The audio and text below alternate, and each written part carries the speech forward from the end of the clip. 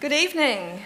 Welcome to Melbourne School of Theology and Eastern College, Australia. We acknowledge the Wurundjeri people as the traditional custodians of God's land on which Melbourne School of Theology and Eastern College, Australia stand. We pay our respects to their elders past and present, and we express our support for the emerging leaders of the future. We're delighted that you could join us tonight to hear from Professor Yosef Garfinkle. He's the Yigael Yadin Chair in Archeology and the Archeology of Israel at the Hebrew University of Jerusalem.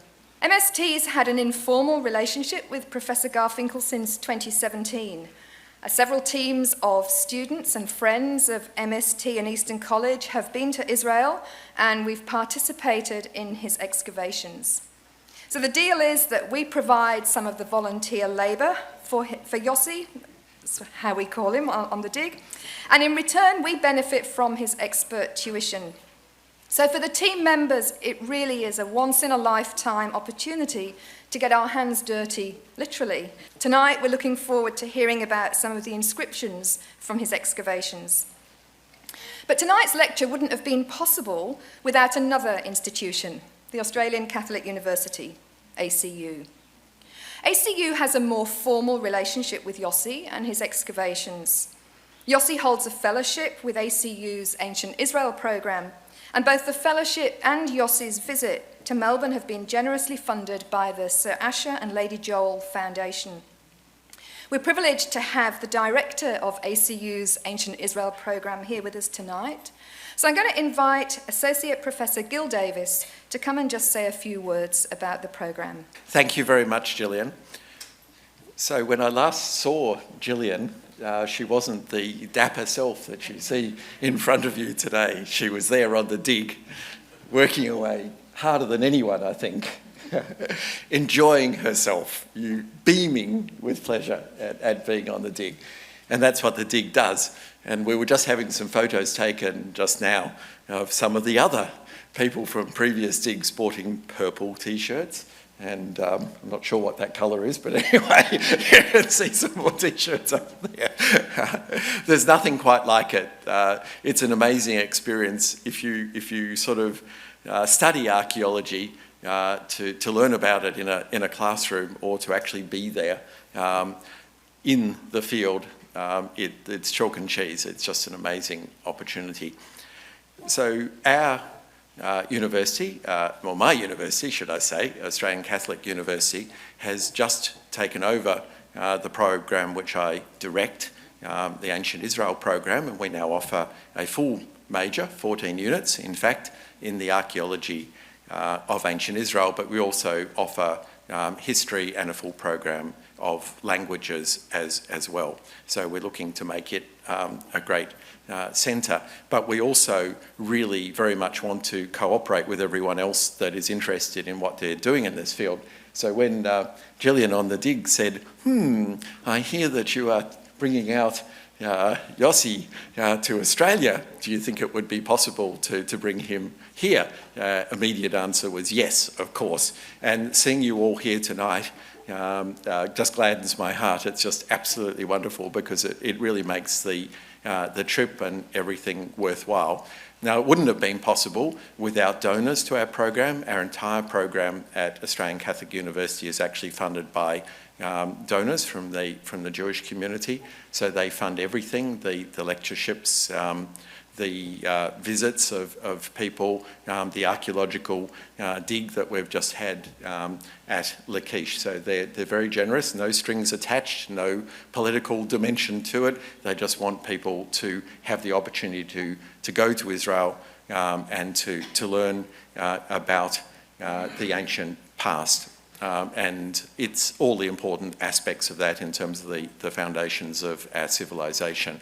We're very privileged to have a donor, Michael Joel in particular, representing the Sir Asher and Lady Joel Foundation, his parents. His mother is alive but very elderly, in her late 90s. And Michael and his family are really wonderful supporters of everything to do with archaeology. And so they were also thrilled beyond measure that Yossi is coming to address you tonight, and I've been asked to pass on their appreciation of all of you coming here to listen to Yossi tonight. Anyway, you didn't come here to listen to me, you came to listen to Yossi, so I will adjourn at this point, and thank you all very much again. Thanks.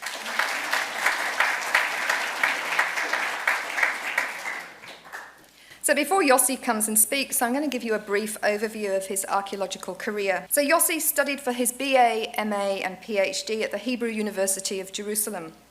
He's been teaching at the Institute of Archeology at the Hebrew University of Jerusalem since 1993, specifically teaching archaeology of the Bronze and Iron Ages.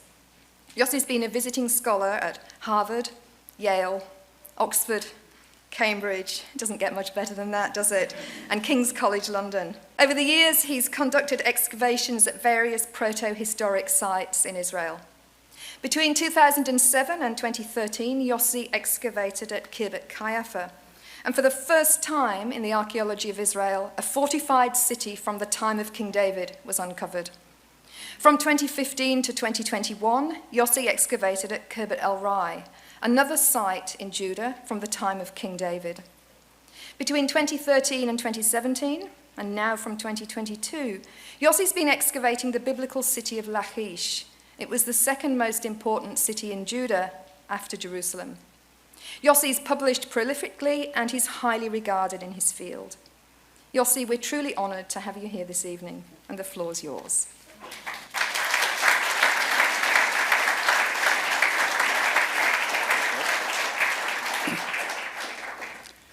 Okay, thank you, Gillian, for the introduction, and thank you, everybody, for joining us, and especially the people who excavated with us before and coming to hear the results of the excavations.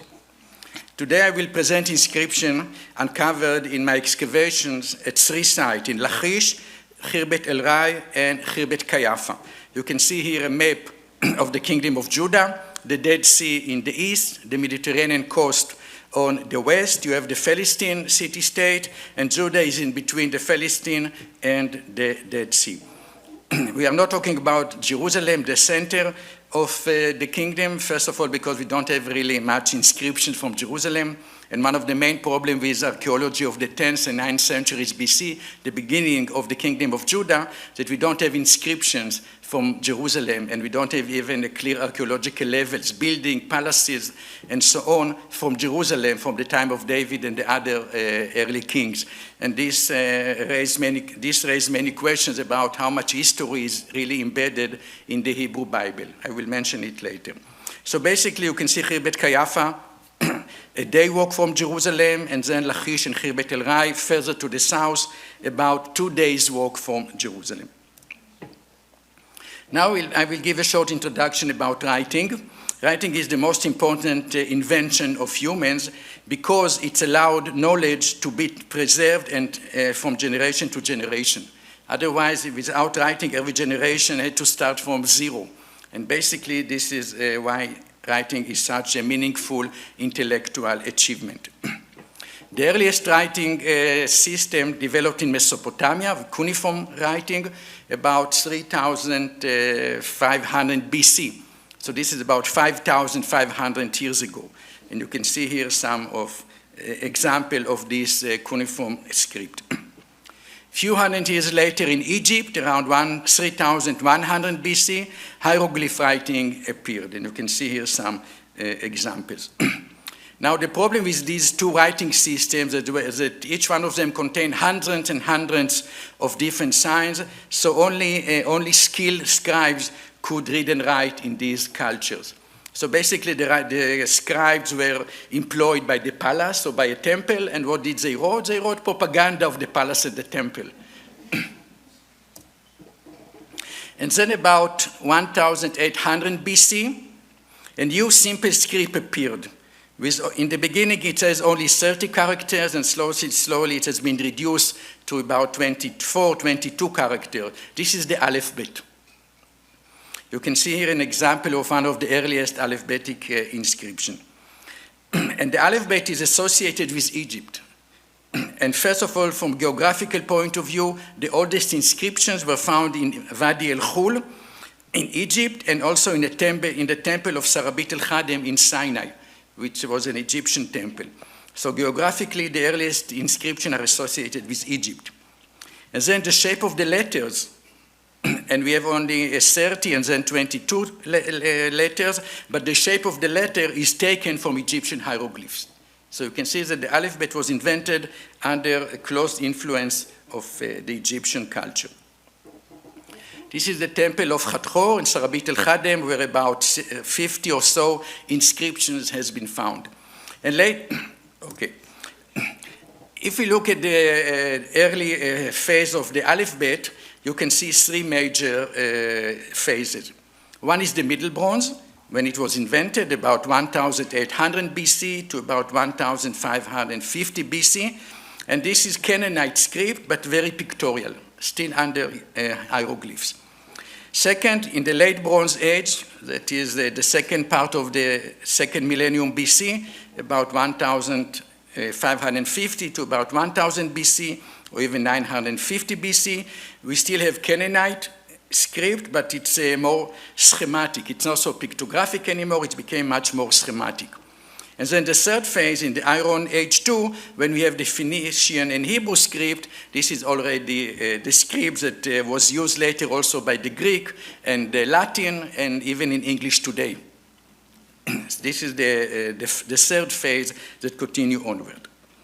Now I will show you inscription for the first and the second phases for my excavations, and we also will talk about their contribution for the biblical text.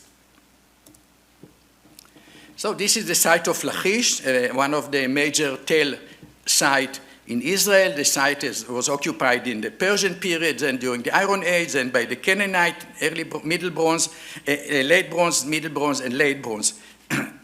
A huge tell. We excavated there from 2013 to 2017, and then again we started last year, this year, and we hope to continue a number of years at Tel Lachish. And then you can see the ivory comb which was found in our excavations. It's only 3 centimeters. Okay, you can see it here in my palm of my hand. Almost nothing. But this is probably the most important discovery I ever made in my life. And I made many, many important discoveries. But this is something on a different scale. Now, first of all, when it was found, in 2016, nobody noticed that it has an inscription on it. It was noticed only 6 years later. Okay, so when the ivory was found, we have a lady that her ex-husband was expert on lice in archaeology, so she took the comb and she was looking under a microscope, and indeed she found an ancient lice on the ivory. Okay, and then people tried to do another scholar tried to do DNA analysis of the lice, but he didn't succeed. And then only after 6 years, suddenly she was looking at the comb with light from the side, and the inscription was noticed. But even today, when I hold it in my hand, when people interview me, we look it in my hand, you don't see the inscription. Only if the light is coming from the side. Here you can see some photograph here and another photograph here, and you can see letters, but it's maybe 1 millimeter incision into the ivory. So it's only very sophisticated photographing techniques, it was possible to notice and to see the letters. Okay, and this is the inscription. The inscription was deciphered by an epigraphist. I'm not an epigraphist. We need an expert in Semitic languages who is able really to understand, first of all, what letter do we have, if A, B, or C, and then also to have word, and then to have a sentence. Now, I told you about the earliest phase of the alphabet from about 1800 to about 1000 BC when we have Canaanite script. Altogether, there were maybe 70 or 80 inscriptions. None of them is complete. All of them were one letter, one word, two words, but we never have a sentence. This is the first sentence ever found in alphabet. And that's why it's so important. And when we released it, it was announced by more than 400 different media all over the world. including the BBC, the Times, and the New York Times. We were 6 hours on the top of the New York Times internet news before a war or something else happened. Okay, so look at the letter. Nobody can really understand much about this letter. It's very, very archaic form of writing. It's not even Hebrew, it's Canaanite. Okay, now I can read you what's written here in Canaanite. Itash chat zi lekamal se'ar vezakat. I wonder if anybody here understands what it's all about. But it say, may this ivory, not comb, ivory, chat is mean elephant tusk. So there is a kind of blessing and said, may this ivory eradicate or destroyed lice from hair and beard. This is the earliest inscription in alphabet. And the only inscription we know for 800 years, a complete inscription. So sometimes some people ask me, wow, there were lice 4,000 years ago? Well, there were lice millions of years ago, of course. It didn't start with the Canaanite. Anyhow, this is the earliest sentence ever found in alphabet. Now I want to show you the pictographic aspect. We cannot go into all of the letters, but you see 2 signs are marked with red. What is it really? This is a monkey. It's a schematic monkey. You see the head of the monkey, the body of the monkey, and the tail. Okay? This is monkey called in Hebrew kof, and the letter is called kuf. So this is the letter kuf, and it describes a kof, a monkey. And by the way, if you think of it, and this letter continue into English as Q. Look at the Q. What is your Q? The body of the monkey and the tail. Did you know that your capital English is really Canaanite script? And it's not just Q. Many other letters are as well. Because it was taken from Canaanite to Phoenician, from Phoenician to Greece, from Greece to Latin, and then to capital letters in European languages. So you're still keeping in, much of the ancient Canaanite DNA is still in the English capital letters today. Not many people know about it, but this is probably the most important contributions of the Canaanite to world culture. The alphabet and the letter continue till today. Here is a second inscription that we found. 2 ladies here have it on their t-shirt. Okay, it was found in Tel Achish. This inscription is dated to about 1150. Okay, so it's already 600 years, more or less, later than the previous one. The letters are not so pictorial anymore. And you see the inscription is broken. We don't have the beginning. We have 3 lines, but we don't have the beginning of the first line. We don't have the beginning of the second and not the third. This is how most of the inscriptions are found, broken, and we really don't know much about them. But why this, so we don't really even know what is written here as a matter of fact, but you can see the letter which is in circle with a red circle. This is the letter Samech in Hebrew, and this is the oldest Samech ever found in Hebrew, or not in Hebrew, let's say in alphabet, because in Sarabit el-Khadem and Wadi el-Khul and our inscription, the comb inscription, we don't have the letter Samech. So this is the earliest Samech ever found in any inscriptions.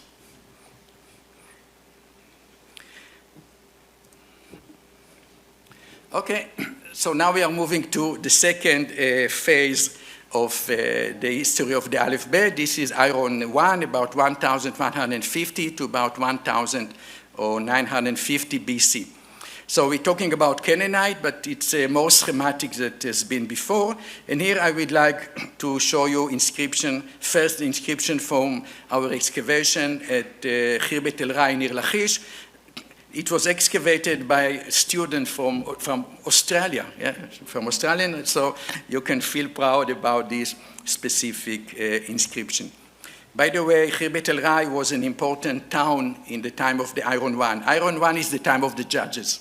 Okay, the Canaanite culture of the late Bronze has been collapsed. Now we are in the time of the judges. This is Iron 1. Later, we're moving to Iron 2. This is the time of David and the kingdom of Israel and Judah. So we are here in the time of the judges. And here Betel Rai, as I said, we excavated 7 seasons, but the last 2 seasons of excavation were conducted with the help of Dr. Gil Davis and Australian students. So this is the opportunity to thank you for all your great effort. And in one of these seasons, one of the 2 seasons, an inscription was found. But before, I want to show you the massivity of the site at the time of the judges. And some typical pottery, which this specific pottery is, what you see here is Philistine pottery, which characterizes the Iron 1 in this part of Israel. And then we have houses and installation, and here you can see a rounded silo, about 2.5 meters in diameter. It's lined with stones, and it was used to keep grain or other agricultural products. And what's happened to the silo when it came out of use? It became a rubbish pit, and people dump inside rubbish. So we have animal bones and shared and all kinds of things that were dumped inside. But they are not from the time of the usage. This is the thing that has been accumulated after the original function was not relevant anymore. And here we found 2 shards with inscription on them. You can see here 2 shards match, and then the third one you see doesn't match. We don't even know it's before or after the big part. And again, you can see this is how all the early inscriptions were found so far. Now you can realize why the comb is so important, because of the first time that a complete sentence was found. Okay, so what is written here? We have a private name, Jerubbaal. Okay, Yud Resh Bet Ein Lamed, Jerubbaal. Do you remember Jerubbaal in the biblical tradition? School of Theology, you don't know Bible? Gideon, okay. Jerubbaal, and look, in Hebrew it will be only 5 letters, but in English, 1, 2, 3, 4, 5, 6, 7, 8, 9. This is because we don't have vowels in Hebrew or Phoenician or Canaanite, while in English you have also the vowels put inside. So Jerubbaal is a private name. It's composed of 2 parts, like Yeru, Baal. Yeru is mean founded, and Baal is a Canaanite god. Do you know a famous city which has also Yeru in its beginning? Yerushalayim. Jerusalem was founded by the god Shalem. Yerushalayim. Yeru Baal. You see, it's the same word and the same meaning. So Jerubbaal is a private name, also known from the biblical tradition, exactly in the same era, the time of the judges. It was the second name of Gideon. And you can read in Judges 6:23, therefore on that day he, that's Gideon, was called Jerubbaal. That is to say, let Baal contend against him, because he pulled down his altar. So you see, we know about Jerubbaal in the biblical tradition from the time of the judges, and we have archaeological discovery with the same Jerubbaal in the time of the judges. Okay, now we are moving to our excavation at Khibet Kayafa. Gillian mentioned the first city found from the time of King David. We excavated there from 2007 to 2013. The dating of the site is based on radiocarbon chronology. We tell us that it was built more or less around 1000 BC and destroyed after 1 generation, not more than that. Sometimes people ask me who built it and who destroyed it. So it was built by David, destroyed by Goliath, more or less, or another Philistine hero, but the city didn't last much. And it was destroyed, and everything that was inside was frozen. So it's a kind of biblical Pompeii from the time of David. All the pottery, the animal bone, the metal object, the inscription, the cultic item, everything in this city is from the time of King David. And 2 inscriptions were found in Khibet Kayafa. You can see the big one. This is what is called ostracon. This is an inscription written with ink on a pottery shard. It has 5 lines and about 70 letters. About 20 different scientific articles were published about this inscription, and nobody really knows what is written there. Again, we have letters, we have some word like shafat, which means judge, we have a letter melech, which means king, and it's interesting to have judge and king exactly in the transition from judges to kings, but again, it's fragmentary. We cannot reconstruct even one complete sentence here. So this is the Khirbet Kayafa ostracon. And the other inscription was incised on a jar before it was fired. I will relate to this inscription. So you can see here how it was found. You see one sherd and another sherd and another sherd and another sherd, and slowly, slowly, these sherds were combined to each other. It was found in a room, and in this room maybe 10,000 different pottery sherds were found, and it was a very meticulous work, to go and find another piece and another piece and another piece of the inscription and of the jar. And you can see here how the jar, many holes in it, but nevertheless, nearly complete jar. Okay, you can see here another photograph of the jar and some missing part. And what are we doing with the missing part? Plaster. Okay, we put plaster in the missing part, so the jar will hold. If it has so many holes, it will collapse after a year or half a year or 2 years. So it's important to do, for the preservation point of view, it's important to add, to fill in the gaps. Okay, and here you can see the inscription. The beginning, it was the few letters that has not been preserved. Then we have a line which separates the first word from the second. Then we have the word Ishbal, and then we have a divider, a line. Then the word Ben, which means son of, a line dividing the word, and then Beda. So it's Ishbal, son of Beda. This is a technical drawing of the inscription. You can see that the beginning is missing over here. It's not clear exactly what's happened here. There are some various different reconstructions.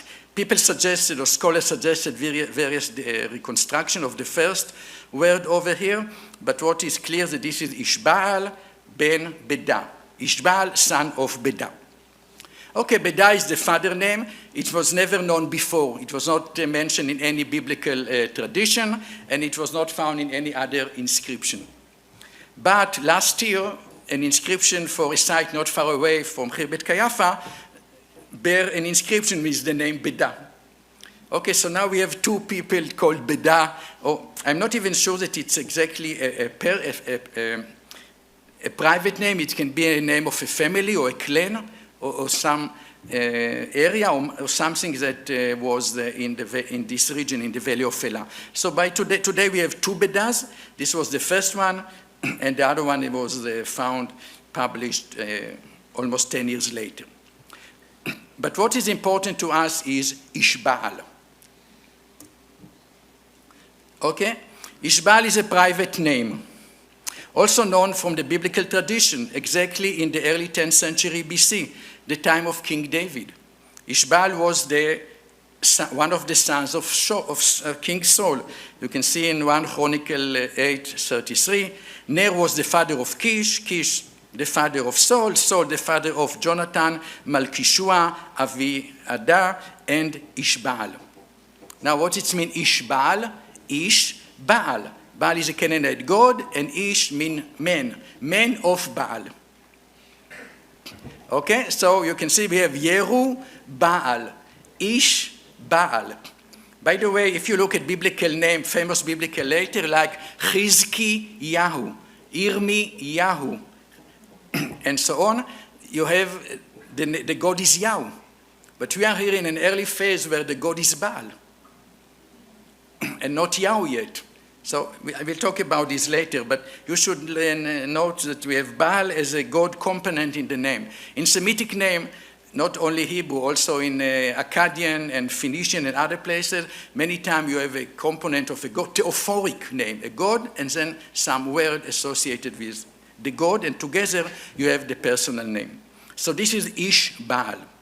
And also in the biblical text, exactly in the same period, Ishbal, by the way, ruled parallel to David. While David ruled in Hebron, Ishbal ruled in the northern kingdom. So it's exactly the same period of Khirbet Kayafa. Okay, now you know what is the title of my lecture, how the inscription helped to understand the biblical text. So now I had to explain specifically and to connect all these to the biblical text, the Ishbal and the Yerubal. And here we are entering the debate or the hated debate aspect about how much history is embedded in the Hebrew Bible. For thousands of years, the biblical tradition had been accepted as representing accurate historical data. And you can see here famous scholars of the 20th century like Albright, Mazar, Yadin, that took the biblical tradition and as accurate historical memories. But about 40 years ago, since the early 1980s, new approaches has been developed, mainly in Copenhagen and later in Sheffield, but now all over the world. And this idea, and this school basically claim that the Bible was written only in the Persian or Hellenistic era. This will be 500 years or 700 years after the time of David, or 1,000 years after the time of the patriarch or the judges. So if it was written after such a long period, there are no real historical memories, and this is basically mythological stories. Okay, you can see here the historicity of the patriarchal narrative, ancient Israel, a new history or new research. You can see here two other books. Can a history of Israel be written? You see history of Israel in brackets, so we don't really have history of Israel. And then you can see another book, Israel's History and the History of Israel. Israel history is the Bible, what the Israelites told about themselves. But if you want to know what is the real history of Israel, you need to read the book, of course. In search of ancient Israel, again, you can see ancient Israel in bracket. Then the biblical saga of King David. King David never existed, it's just a saga. It's just a fairy tale, and you can see the crown, how the crown was created. You dump a stone in the water, and it's just a mirage. You don't really have a king, David as a king. Okay, and then the last example, the mythic past. Everything is mythological past. And then maybe the most extreme book, the invention of ancient Israel. There was no real ancient Israel, it was invented. Who invented the idea of ancient Israel? The Zionist movement and the Christian fundamentalists. Together, they invented ancient Israel. So you can see that a lot of the biblical tradition and the archaeology are under severe attack by these minimalist approaches. By the way, these books were very popular till about 10 years ago, but you don't have them, they are not appearing anymore. I think that I contributed a little bit for this. Okay, so let's look now at the distribution of names in the Bible and in archaeology.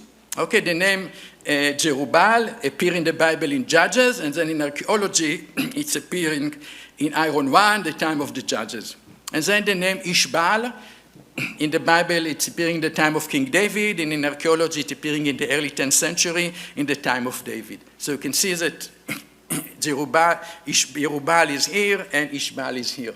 There is a correlation between the archaeology, as I summarize here, correlation between the archaeological find and the Bible. This situation cannot be accidental.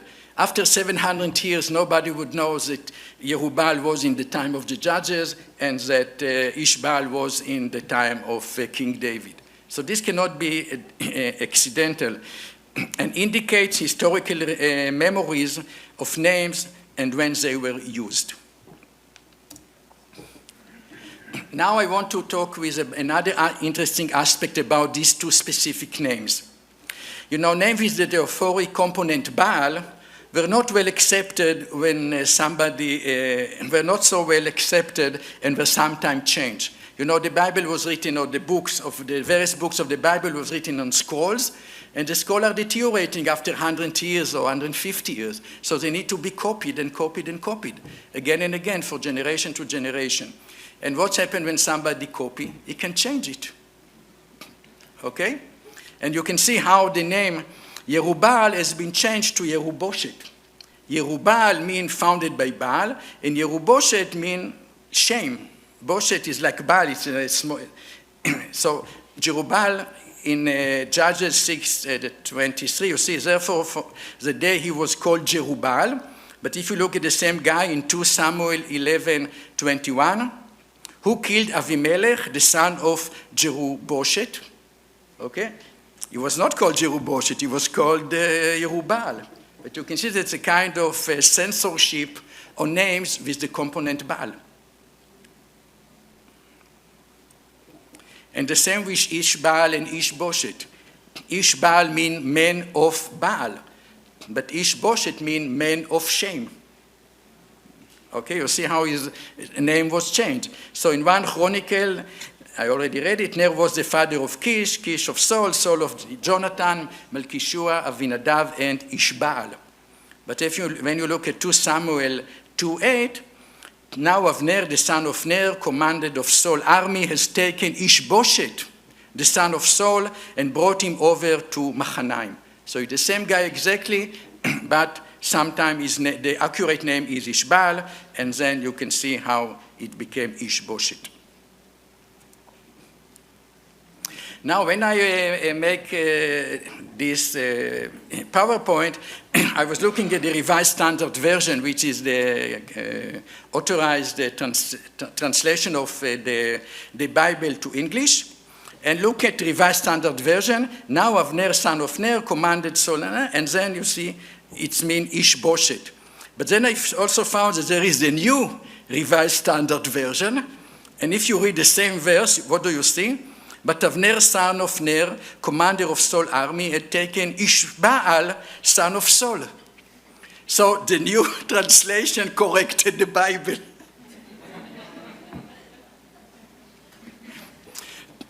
We show you that never trust translations. It's very easy to me to say because Hebrew is my mother language. But I'm sure that scholars of the Old Testament had to struggle with Hebrew, which is not such an easy language, and therefore they're usually using translations. But you must be aware that sometimes translation were affected by ideology or sometimes misunderstanding. By the way, the same also happened to Yerubal. I didn't bring it here because I have only 45 minutes, but basically you can see how the new Revised Standard Version corrupted corrupted the original text in order to improve it. Okay, so be aware of these things. Okay, the inscriptions from actual time of the 11th and 10th centuries BC indicate that the original names were indeed Yerubal and Ishbal, and not Yeruboshet and Ishboshet. So this is also an important aspect. But then we came to the big question, who is Baal? Who is this Baal that appearing on these Israelite names? So Baal was also a Canaanite god. We know it from Ugarit text and other Phoenician texts. So maybe they were still worshipping the god Baal in this phase, or maybe Baal and Yahweh were somehow replaced each other. I'm not sure, I don't have an answer. I'm just putting a question here. But you should also know that Baal is not only a Canaanite name, it's also today in modern Hebrew, it means husband. Or if you own a house, you call Baal Bait. So Baal is not just a private name of a god, it also means Lord, owner, and so on. So it's complicated what is exactly the meaning Baal in the names that we have here. Okay, so in conclusion, I wish to emphasize again the correlation between the archaeological finds and the Bible. This situation cannot be accidental and indicates historical memories of names and when they were used. And again, Jerubal in the time of David, and Ishbal in the time of David, and Yerubal in the time of the judges. Thank you.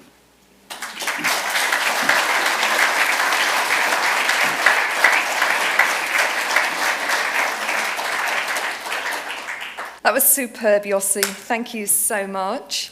We've got time for some questions. I have organised 2 runners with microphones, so I'd encourage you please to ask questions, not just make comments. And if you could make your questions brief, otherwise you might see my scary side. And that's now put the kiss of death on anybody asking any questions, hasn't it? Somebody rescue me, please. Thank you so much. That was so insightful and just fascinating, and really just encourages me to want to, dive further into, the realm of Israel, Israelite archaeology. And I just wanted to know from your personal experience, what advice, and perhaps you've given it to people who've been on digs with you before, what advice would you give to those who are contemplating going into this field? I think that the best thing is to join us for 1 season, 3 weeks, and then you make your mind. But I think that before you decide to study archaeology and make your mother unhappy, you better join us for 3 weeks and then you see what you're going to do. I just wanted to ask whether you have epigraphists working with you on site, or do they come into the picture much later? Maybe it's looked to you like we're finding inscription every second day, but this is really a miracle. In Rebbe Yafa, we excavated 7 years. Each year we were working for 6 weeks, and we found 2 inscriptions were found. So every 3 years, 1 inscription is found. In Khibet el-Rai, we excavated also 7 years, and we have 2 inscriptions. This inscription from the time of the judges. We have another inscription from the end of the First Temple period, from the 7th century BC. So I didn't mention it here today. We excavated in Lachish. We found the comb in 2016, but the inscription was noticed only 6 years later. So we don't have an epigraphist with us in the field all the time. When we find an inscription, we can contact the epigraphist and tell, look, we found it. And depend also, because, for example, these inscriptions were quite easy. I could read here Yerubal,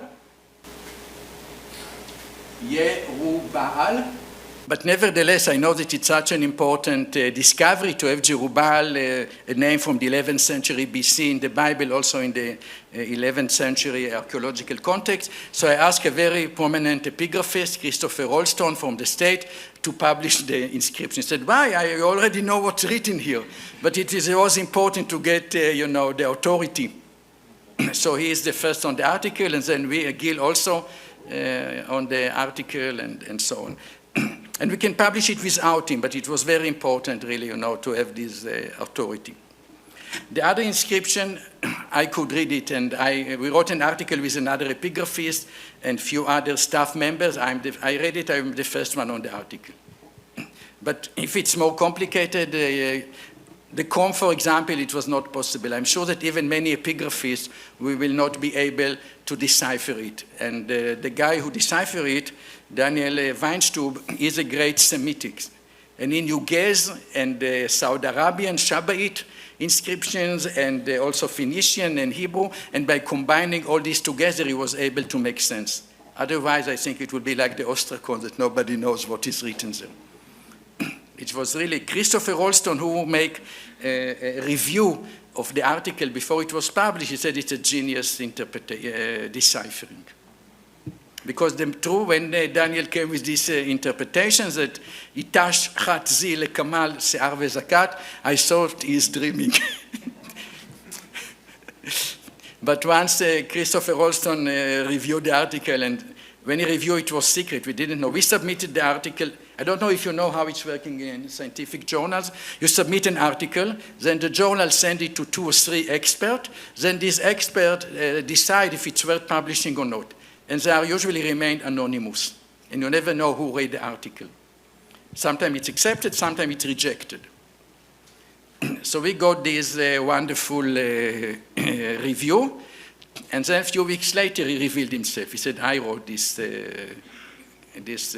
review. So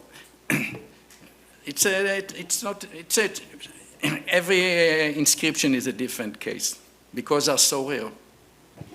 Does the letter Aleph also have roots in Egyptian hieroglyphs? What? Aleph? The letter Aleph. Yes. Let's look at the Ishbal is with Aleph. This is A, capital A in English, upside down, but this is Aleph in Hebrew. And what do you have here? This is the horn of the bull. Originally it was a cow, the head of a cow, much more pictorial with the eyes, and slowly it disappeared, and you have the two horns and the face and the skull of the cow. And here it's still like the cow with the two horns up, but later in English it turned upside down and it's lost its original pictographic value. And Ein, okay, look here. A, this is a capital A, this is S, like capital S, but of course it was turned, it's not standard-ish. Bet, this is B, this is O, Ein, O, Ein, it's the eye. What is the eye? A circle and the iris. So you see here the circle and the point here. And this is Lamed, like L. By the way, what's happened here is that if we're already talking, in the Canaanite script, the stand of the letter was not fixed. And the Aleph here is upside down according to capital A. But if you look at the ostracon, the Chebet Kayafa ostracon, you can see here the letter Aleph on the side, the letter Aleph here standing upside down, and the letter Aleph here like in capital English. So on the same inscription, the letter Aleph appears 3 times, and each time it's like this, or like this. In your first time at Lachish, you were looking for evidence of life in the time of King David and King Solomon. Now you've gone back there a second time. What are you looking for this time? When we excavated in Lachish, okay, let's see the picture of Lachish. We didn't look for the time of David, because Lachish, you can see here the site, the Tel Lachish. Tel Lachish is not mentioned at all in the Bible in the time of David and Solomon. The first time, it's mentioned in the time of Joshua, but later it's mentioned in the time of Rehoboam, the 3rd king. And it says that Rehoboam fortified 15 cities, one of them was Lachish. Now, in Chebet Kayafa we found King David. In Chebet Kayafa we found a shrine model. This is another lecture about Solomon time temple and palace. But we found a miniature building which has the architectural characteristics that appeared also in the biblical description of Solomon palace and Solomon temple. So we have something about David and something about Solomon. So we ask, who is next? The next is Rehoboam. And there's a biblical tradition that Rehoboam fortified Lachish. So we went to Lachish to see if Lachish was indeed a fortified city in the later part of the 10th century BC. And fortunately or unfortunately, depend what is your opinion, we found a new city wall which was known before, and we have radiocarbon dating from the floors running to this city wall, and the dating is the later part of the 10th century and the first part of the 9th century BC. On the writing on the ivory comb, why do you think it was written in such a small letter? And what type of instrument they were using for it not to be seen? Okay, the old ivory is 3 centimeters, and the ivory is a relatively soft material. So if you incise too strong, it will break. So it was done in a very delicate way. But what you can see is that probably the guy or the woman who wrote it didn't calculate the space well. You see 2 lines, and then the last letter is starting a 3rd line, because the space was finished, so they make the tough.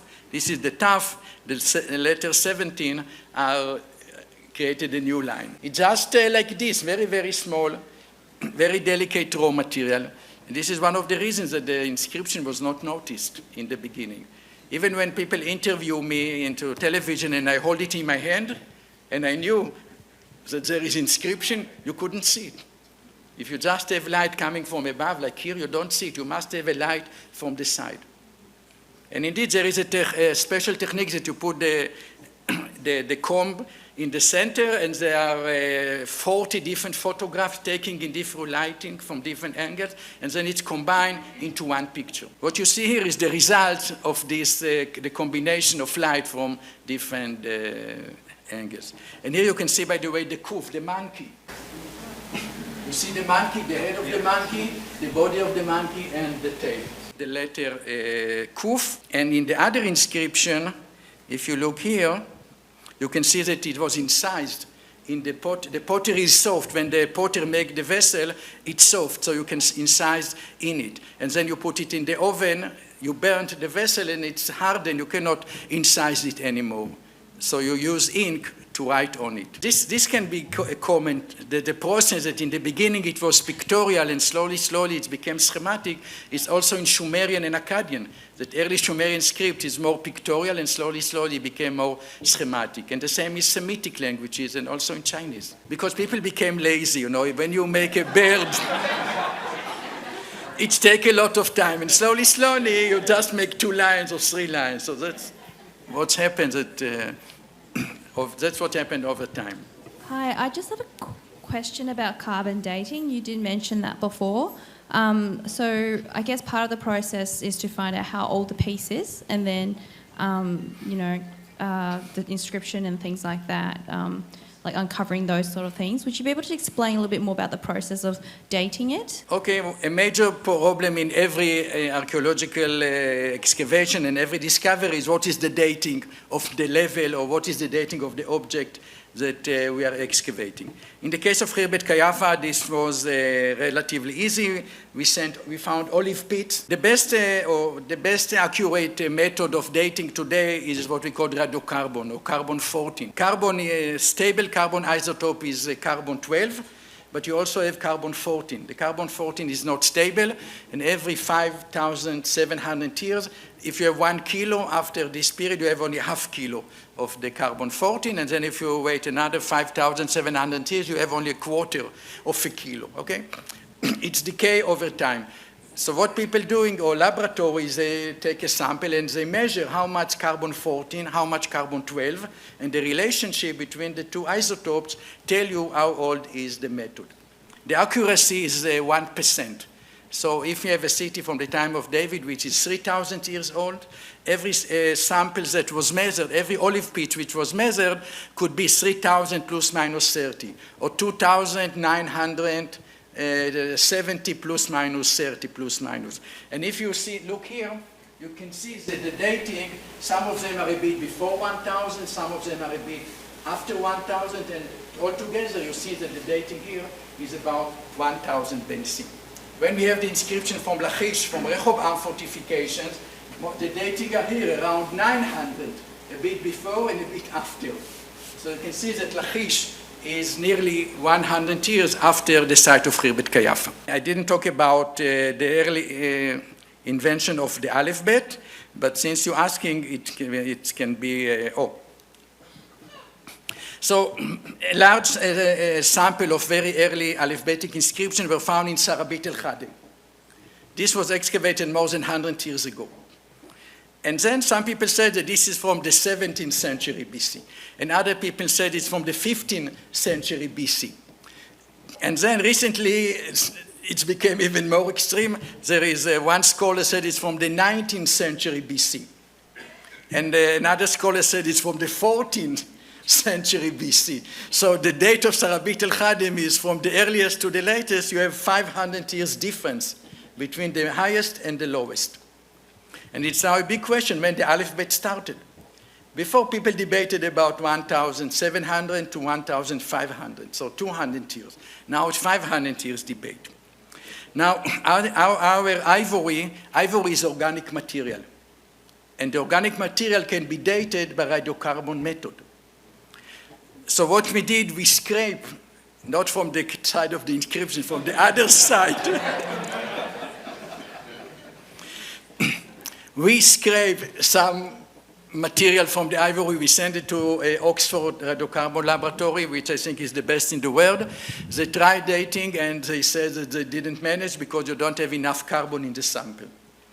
We decided to try again. We cannot sacrifice the whole comb, of course. It's too precious. So we scrape again, and we sent them a second sample, and they didn't manage to date also the second sample. Not enough carbon was preserved in the sample.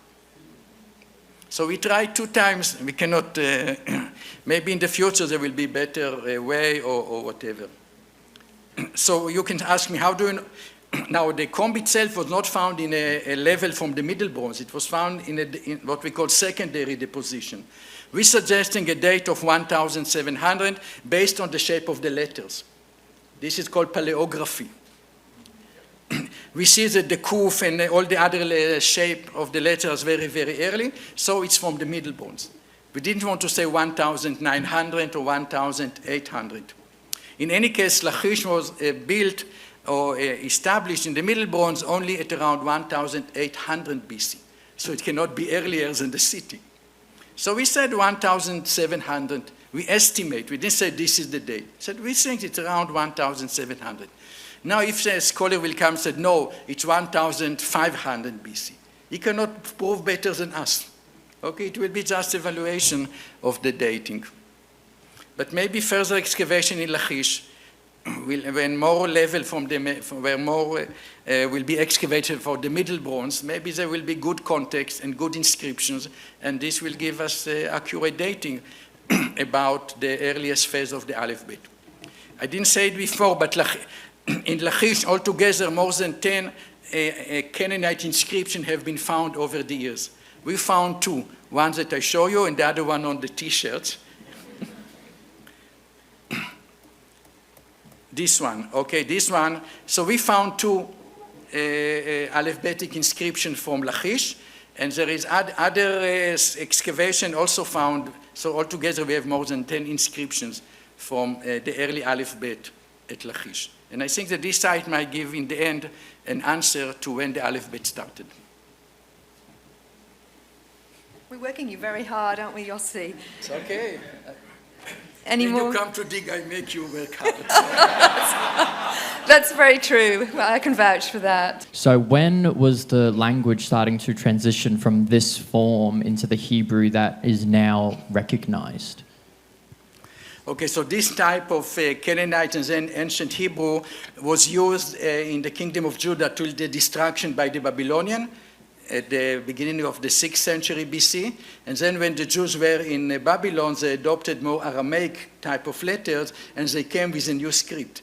And then the script that you have in Second Temple period is different from the script you have in the First Temple period. So it's interesting to see that in Hebrew, it went evolution and the letters has been changed, but when it was taken to Greek and Latin and English, capital English, it was frozen and continue as frozen without any change. That's why today you have these capital letters in English like the Canaanite, while in modern Hebrew, they completely disappeared. All right, we'll make this the final question. Thank you. Hi, thanks for your talk. I don't know much about this field, but the books that you showed us, did you call it the Minimalist Theory? Now, has that theory or that field, that thinking, has that been debunked now by these discoveries and ones like it, or is it an ongoing debate in these sort of circles that you operate in? It's not. It was very strong movement in about 40 years ago. But what happens that biology, doing its role, and many of the scholars became very old and they passed away. But you don't.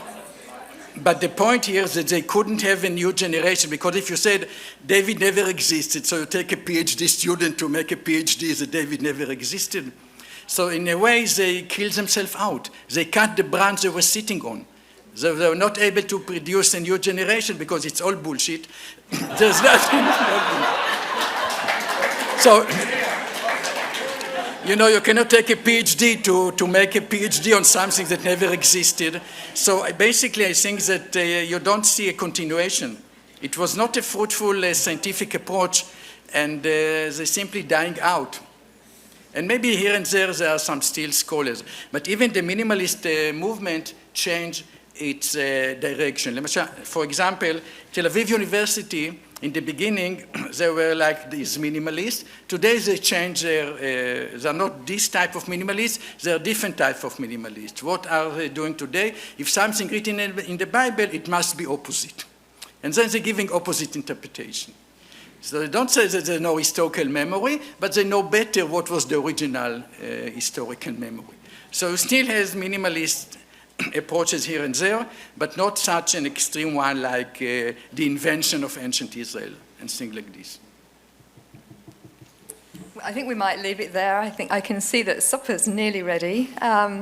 I'm sure Yossi will be available for you to ask questions of him over supper. Yossi, it's been absolutely superb. Thank you so much. Would you join me in expressing our appreciation?